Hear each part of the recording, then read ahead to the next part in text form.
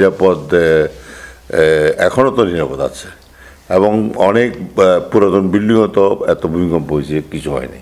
তো তবে কথা হচ্ছে কি যে আমরা বিল্ডিং কোড অনুযায়ী আমরা যে যে গৃহ নির্মাণ করছি, এই গৃহ নির্মাণে কিন্তু ভূমিকম্প সহনীয় আমরা বিল্ডিং কোড মেনে আমরা নির্মাণ করা হচ্ছে।